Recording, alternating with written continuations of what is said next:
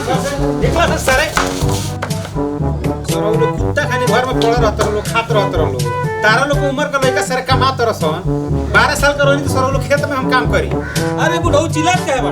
अभी हमनी के उम्र कहां भइल? हेकर उम्र 23 साल भइल, हमार उम्र 25 साल भइल। अभी कमाए के उम्र बा का? साले 25 साल उम्र बताओ तारा लोग 12 साल का रोनी तो सारे खेत में काम करी बाप के सिखावे चलल बड़ लोग। अरे तहार बियाह तब 15 साल के उम्र में हो गए रहे त कमाइबो ना। हमनी के बियाह करवा दो, हमनी कमाब सन। साले जैसन तारा का हालत बनू लड़की तो दूर के बाद में कोनो कुतिया ना दी साले पहले 2 रुपया कमा के दिखाओ लो तब बतिया लो तब तक साले शकल मत देखियो सन भागा से सारा ये से। अरे 2 रुपया के दिन नौटंकी कइले बड़ा ई पहले बतावे के चाहिनु। हइले 2 रुपया 1 साल ले मुंह बंद रख। साले 2 रुपया दे के एहसान जता उतरे लो हमरे पर साले भाग गलो तो मार के साले गाड़ के गवांदरी बना दे सर सारे सरौ दोबारा आ गेलो तो गाड़ काट लेन तार लो के साले जियल हमर हराम को के सारे रख देला बड़ दुनु।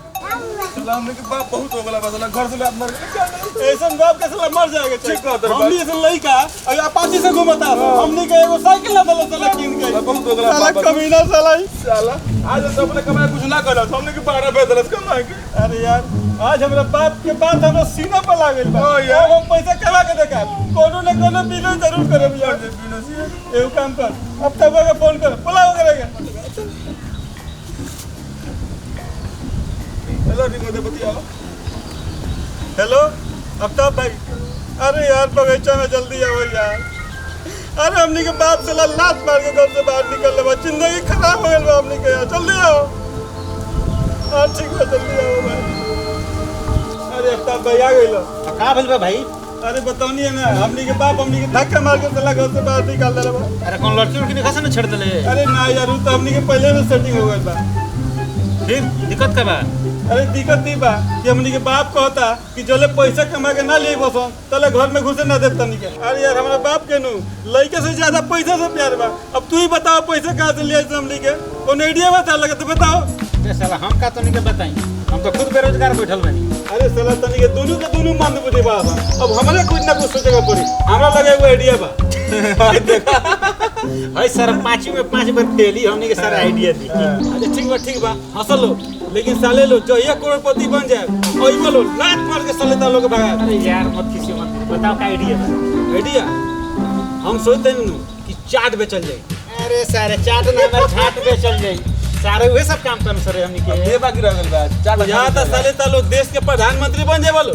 ठीक भाई यार तब चाटे के दुकान है। हां देखो लो हम तो चना के इंतजाम कर दे। हम भाई आलू लिया दे। हम चीनी लिया दे। ए साला चाट में चीनी डाला रे। अरे सारे नमक मिर्चा के जगह पर चीनी निकल गई लटे। ई कब हां लेकिन एगो प्रॉब्लम भाई यार का बिटुआ चिन्ह तरे। हां जब चाट के दुकान खोलल जाई तो बिटुआ दुकान पे आई हां आके वो चाट दी चाट के जुठिया दी हां हमनी के बिक्री ना होई। सारे कितना हिम्मत कि हमनी के चाट जुठिया दी हमनी के बिजनेस ठप करी। अरे तो साला देरी का बा चल सारे के सबक सिखा दियल जा। चल तो अरे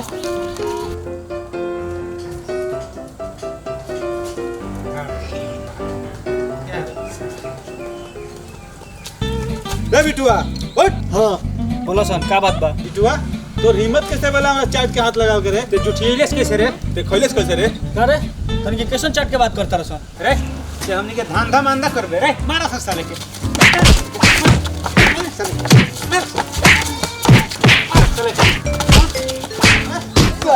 हमनी के सन कौन चाट के बात करता रसन तनी के? अरे उहे चाट जो हमनी कल बनावेला बनी सा। साले कल से दुकान पर आ गिलो तो तारा गांड में सारे चाट मसाला डाल देम जिंदगी भर चटकारे होगबो। ए चले के हो गइल सब का मिल गइल। चल भागा चल दोबारा याद गलती रखी जाए फुटाई। साला खैले में किते इतना मरलो हसन खैले रहती तो मुआ तो सनी तो हमरा क्या यार चाट के बिजनेस तो छोड़िए तो सही बात बहुत चाटू बिजनेस भाई यार। हमरा दिमाग में एक और ढासू आइडिया बा। क्या बा बताओ? हम सोचतनी कि किराना के दुकान खोल लेबे। एकदम ठीक बात कर एकदम बढ़िया रही। अपना गांव में मात्र एगो किराना के दुकान बा दूसर का हमनी के हो जाई सबसे बड़ा काम बड़का बड़का बोर्ड लगा दिए जाई आ माइक से अनाउंस को दिए पूरा पंचायत में हमनी के दुकान सुपर से भी ऊपर चली आ हमनी के करोड़ों रुपया कमाई जाई और वो पैसा से सीधे हमनी के मॉल खोल जाई मॉल। अरे भाई लेकिन एगो बात सुन ले अपना दुकान में पेप्सी जरूर रखल। हां तभी ठीक है। लेकिन यार पेप्सी रखली तो बड़ा दिक्कत बा। क्या दिक्कत? और साला इस्तिया कवा गांजा पी के आई और रोज पेप्सी पी के जाई। हां यार ये बात ठीक हमनी के दुकान के चौपट कर दी। अरे तो साला तो देर के बारे पर इतना हिम्मत जब से विरोध ओकरा के सबक सिखावे के पड़ी। चलो सुन चलो चल साले के छोड़े के ए केने बने रे? निकल बाहर निकल, ए आओ बाहर। अरे क्या कहता है? ए गांडू, तोरा इतना हिम्मत कि हमनी के दुकान में जाके ते पेप्सी पी ले है। साला पेप्सी पी लिया पैसा कहाँ ना दे लिया तेरा साले तुम दुकान करो चौक पर मार साथ लगे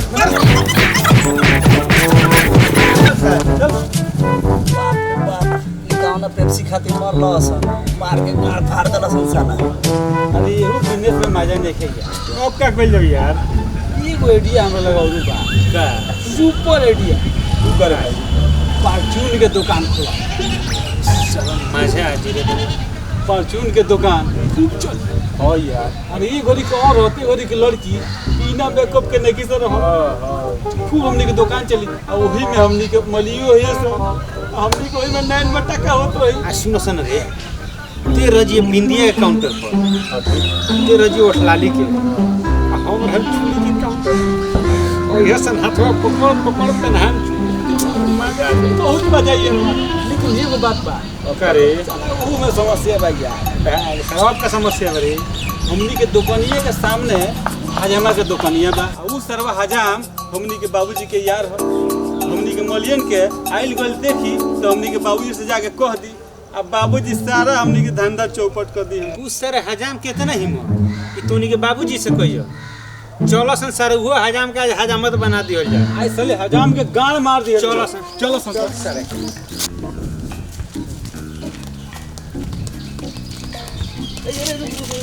हमनी के जात कहाँ बनी सर? ओकरा दुकान पर मर दे।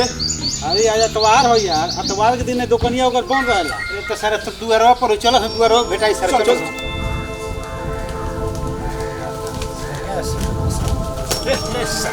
अरे बाप रे